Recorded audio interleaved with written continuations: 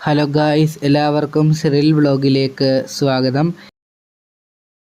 Indian national Congress സ്ഥാപിച്ച ബ്രിട്ടീഷുകാരൻ ആര്?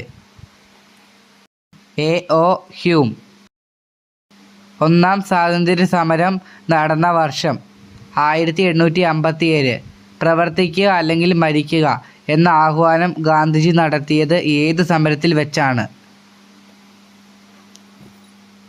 Quit India സമരം. ഇന്ത്യയുടെ രണ്ടാമത്തെ പ്രധാനമന്ത്രി ആരായിരുന്നു?